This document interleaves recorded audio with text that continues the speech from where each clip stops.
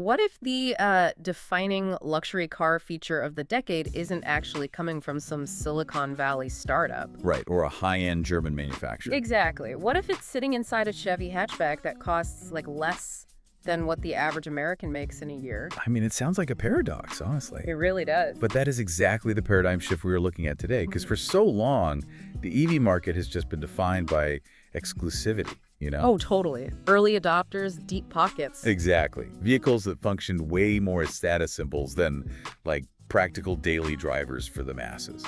Which brings us to our mission on this deep dive. Today, we are looking at the official launch webpage for the 2027 Chevrolet Bolt. And we'd probably state right up front, this is a corporate brochure. Oh, 100%. It's a marketing document designed by Chevrolet to sell cars. Right. It is packed with glossy photos, some very bold claims, and highly curated testimonials. And they're positioning this 2027 Bolt as the most affordable EV in the U.S. So our goal for you, the listener, is to kind of cut through all that polished marketing speak. Yeah, we want to analyze the hard number. Right, the underlying physics of what Chevy is actually claiming here. Because the crucial question isn't just, whether a car is cheap. Right. The real question is whether it achieves that low price point without forcing you to compromise on the range or the technology. Or just the everyday usability that makes a car actually worth owning in the first place. Exactly. Okay, let's unpack this. Because the baseline numbers they lead with, they're definitely designed to grab your attention. Oh, for sure. According to the launch page, the base model, the LT trim, starts at just $27,600. Which is wild. Right. And for that price, they claim you're getting 210 horsepower and an EPA estimated 262 miles of electric range. Yeah, the range number is interesting. Well, I have to push back immediately on that range figure because, on paper, 262 miles sounds decent. But out in the real world, when you factor in, running the heater in the winter or driving at sustained highway speeds, we all know that drains batteries way faster. Oh, absolutely. I just can't help but feel like 262 miles might still trigger that, that smartphone battery anxiety. Right. Is this the car equivalent of a phone that just always dies at 4 p.m.? Well, it's a completely valid concern. Range anxiety is the primary psychological barrier keeping everyday drivers out of EVs right now. Yeah, understandably. But when we look at that 262-mile figure, we really have to look at the math of human behavior. Okay, how so? So the source material tries to address this by featuring a couple of hand-picked, real-world testimonials. Naturally. Right. They highlight a guy named Jared Gaines. He's a previous generation Bolt owner in Texas.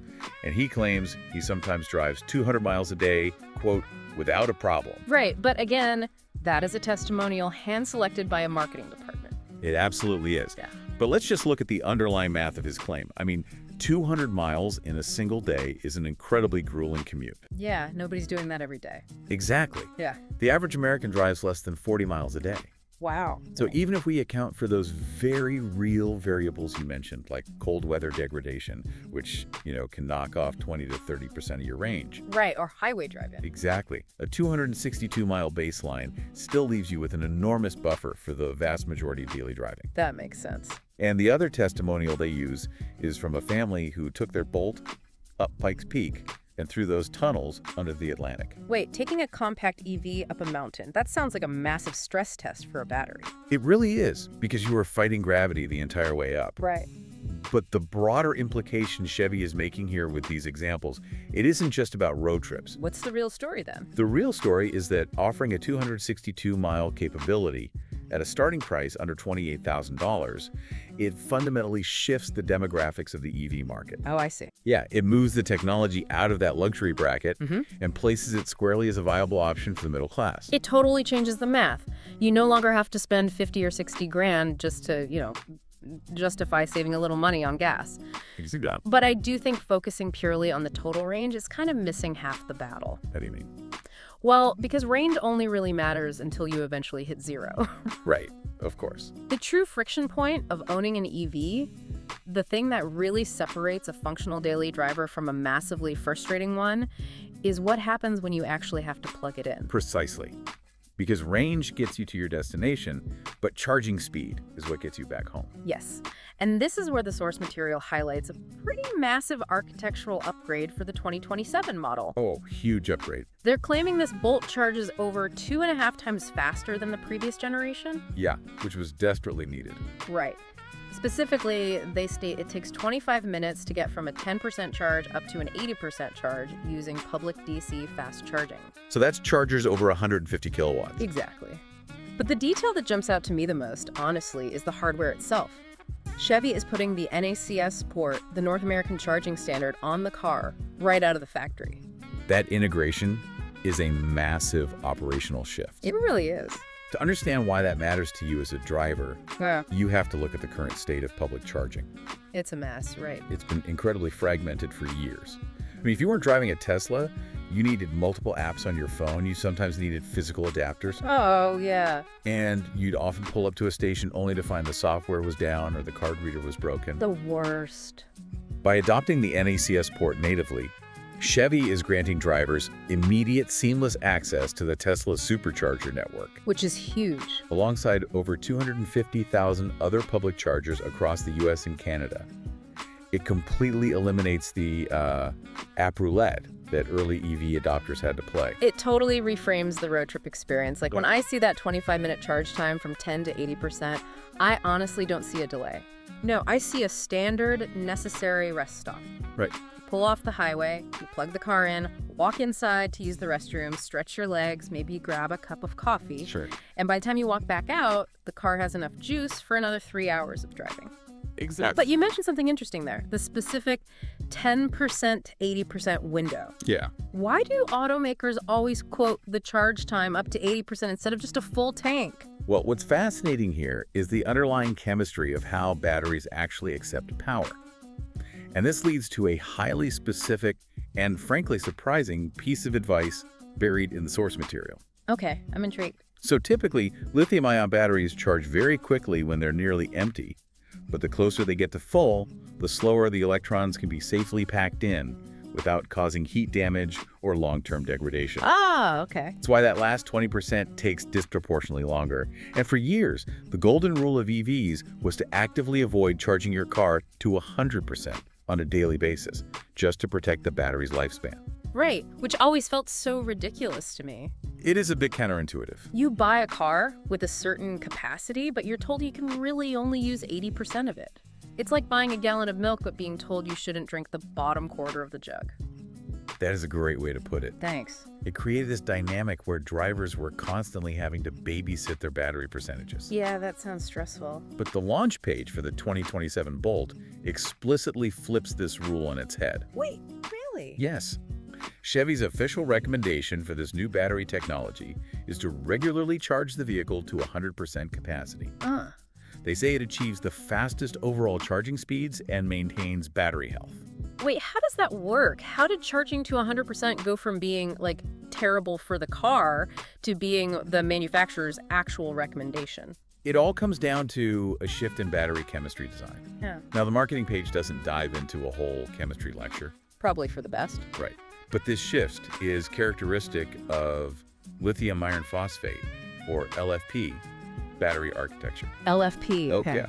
Older lithium-ion packs were kind of like a sponge that you shouldn't squeeze completely dry or soak until it's bursting, otherwise the fibers break down over time. I see. These newer LFP battery architectures act much more like a rigid water tank. They are structurally designed to be emptied and filled to the absolute brim repeatedly without degrading the internal components in the same way. Wow, that drastically simplifies the user experience. Doesn't it? Yeah, you don't have to manage software limiters or do any math in your head. You just plug it in when you get home and let it fill up. Exactly. And the source notes, they are actually backing this up with an 8-year or 100,000-mile limited battery warranty. Which removes that final piece of mental friction. Definitely. You don't have to treat the battery like a fragile piece of glass anymore. You treat it like an appliance. The manufacturer is taking on the risk for a decade, allowing the driver to just, focus on driving. Speaking of driving, let's move from the battery chemistry to the physical space of the vehicle. because designing a car for everyday life requires a lot of really smart spatial engineering. It absolutely does. The brochure describes the Bolt's exterior as having compact maneuverability. Right. So it's clearly built for cities, parallel parking, tight garages, darting through traffic. Yeah, typical hatchback stuff. But inside, they claim a surprisingly spacious interior, and they specifically highlight a 4 cubic foot underfloor storage compartment. Which is pretty sizable. It is, but I have to be a little skeptical again here. How does a compact EV actually handle the chaotic, awkward reality of our weekend errands? What do you mean? Well, the brochure gives 2 incredibly specific cargo examples that sound like they're from a perfectly curated PR photo shoot. Oh, they definitely paint a picturesque scene. Right.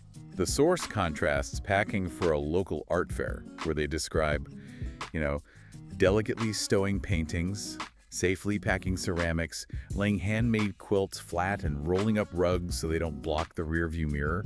Which sounds lovely, but nobody's life is actually an indie movie art fair every weekend. Fair enough. But they do follow that up with a much more realistic example. Yeah. Packing for a volleyball game. Okay, that's better. Yeah. They list 2 inflated volleyballs, heavy duffel bags full of gear, a bulky cooler, and a folding chair. So still a lot of stuff. Yes. And while these are clearly marketing scenarios, we need to analyze the geometry that makes hauling all that actually possible. Okay. The reason a car with such a compact exterior footprint can swallow bulky coolers and rolled up rugs simultaneously is due to the EV skateboard platform. Skateboard platform. Yes. So in a traditional gas-powered car, you have an engine up front, a transmission tunnel running straight down the middle of the cabin. Right, that big hump in the floor. Exactly, and a gas tank in the rear. It cuts into the usable volume everywhere. Sure. But in an EV built from the ground up, the batteries are flat along the floor like a skateboard, and the motors are right on the axles. There is no transmission tunnel cutting through the floorboards. That is how Chevy is able to engineer a completely flat floor and massive underfloor storage compartments in such a compact car. It's not magic, it's just much more efficient packaging. Precisely. That makes a lot of sense. The volume is literally built into the floor plan. Yeah. And that interior isn't just about hauling cargo, it's about the daily environment you're sitting in. The source outlines 2 primary trims. Right. The base LT, despite the $27,600 price tag, is shockingly digital. It really is. It comes standard with an 11.3-inch touchscreen in the center console, plus an 11-inch driver information screen right behind the steering wheel. A lot of screen real estate for the price. Tons. And they also offer some very vibrant paint options, like habanero orange and relic green metallic. Very fun. But the big news for this generation is the introduction of the RS trim for the first time. Yes, the RS trim is a very deliberate strategic play by Chevy to capture a slightly different demographic. Yeah, the RS starts at $31,600, which is about a $4,000 bump. Right. For that, the exterior gets a much sportier, urban-inspired treatment. You get a gloss black roof rack, 17-inch black aluminum wheels, an exclusive front grille with RS badging, and a paint color option they call Atomic Yellow. Sounds very aggressive. It does. But the interior is what really caught my eye. It features multicolor ambient lighting and seats made of a material called Evotex, finished with red stitching. Okay. Now, the source describes Evotex as an alternative to leather that is durable, stain-resistant, and soft to the touch. Interesting. The best analogy I can think of is high-end athletic wear. How do you mean? Well, think about premium workout gear. It looks incredibly sleek and expensive, right? Yeah. But fundamentally, it is engineered to be sweat in, stretched, and just thrown in the washing machine. Ah, I see. Evotex seems to serve the exact same purpose for a car interior. It bridges the gap between luxury aesthetics and pragmatic durability. It's a great point. You want a car that looks premium, but you don't want a car you have to be precious about when you spill coffee or get in with muddy shoes. Right. It's a smart material choice. And it really proves that affordability doesn't require the interior to feel like a penalty box. Definitely not. However, while the physical materials and the skateboard architecture are impressive, the real disruption happening with the 2027 Bolt is in its software and its driving systems. Oh, absolutely. This is where Chevy is actively dismantling the concept of what a budget car is allowed to do. Yes, the tech integrations here are heavy hitters. Yeah, they are. First, the car has Google built directly into the native system. So Google Assistant, Maps, and Play are running on the car itself, no phone tethering required. Though they do offer available wireless phone charging. Right. But the feature that alters the physical act of driving the most is one-pedal driving. This is a big one. The source claims this allows you to slow down and come to a complete stop simply by easing off the accelerator. Right. Now, for someone who has never driven an EV, taking your foot off the gas to hit the brakes sounds completely counterintuitive. It is entirely counterintuitive at first. So how does that physically work, and why does the source claim it maximizes range? Well, it relies on a brilliant piece of physics called regenerative braking. Okay. In a traditional gas car, when you step on the brake pedal, physical brake pads clamp down on a metal rotor. The kinetic energy of your moving car is turned into heat by friction, and that energy is just lost to the air. Right, just wasted energy. Exactly. With one pedal driving in an EV, when you lift your foot off the accelerator, the electric motor essentially runs in reverse. Wait, so the motor itself acts as the brake? Exactly. The motor uses magnetic resistance to slow the car down. That's wild. But here, the genius part. In doing so, the motor acts as a generator. It captures that kinetic energy that would have been wasted as heat and converts it back into electricity, feeding it directly back into the battery. Oh, wow. So you aren't just slowing down, you are actively generating fuel every time you come to a stop sign or coast down a hill. That is how it extends your total range. Exactly. That is fascinating. The very act of stopping makes the car go further. It's pretty elegant. But as cool as one-pedal driving is, it's not even the crown jewel of this tech package. No, it's not. The launch page proudly announces that the 2027 Bolt is the most affordable vehicle on the market to offer available Super Cruise. This is massive. For the uninitiated, Super Cruise is a system that allows for genuine, hands-free driving on compatible roads across the US and Canada. Right. And the source notes that users of this system are currently averaging over 40 million hands-free miles a month. It's a very proven system. But here's my question. How is a sub-$30,000 vehicle pulling off autonomous driving safely? Like, is it just relying on the same cheap cameras that tell you when you're drifting out of your lane? If we connect this to the bigger picture, putting Super Cruise into an entry-level vehicle is a watershed moment for automotive safety. Really? Yes, and it goes far beyond a simple lane-keyed camera. Super Cruise utilizes a combination of real-time cameras, sensors, and highly precise LiDAR map data. Yes. LiDAR essentially uses lasers to create a highly accurate 3D map of the highway. So the car knows exactly where the curves and elevation changes are before its cameras even see them. Wow, okay. Furthermore, it incorporates a driver attention camera right on the steering column that actually monitors your eye movements. No way. Yeah, if you stop looking at the road, the system will alert you and eventually disengage. So it's ensuring you are still supervising the drive, even if your hands are in your lap. Correct. And for years, this level of sophisticated, multi-layered, hands-free technology was the ultimate luxury gatekeep. Oh, for sure. It was strictly reserved for $80,000 sedans or premium SUVs. Right. By making Super Cruise available on an entry-level EV, Chevrolet is acknowledging a fundamental truth. Commute fatigue is not a luxury problem. Definitely not. It is an everyday problem. Yeah. Allowing a driver to safely take their hands off the wheel during a brutal hour-long stop-and-go highway commute. That fundamentally changes the mental toll of daily driving for the average worker. And it seems like Chevy is taking that democratization of safety a step further across the board. How so? Well, the source lists more than 20 standard safety and driver assistance features. They are not paywalling basic safety. That's a big deal. It includes IntelliBeam, which automatically toggles your high beams depending on oncoming traffic at speeds above 25 miles per hour. Very nice. It has front and rear park assist and adaptive cruise control to maintain a safe distance from the car ahead.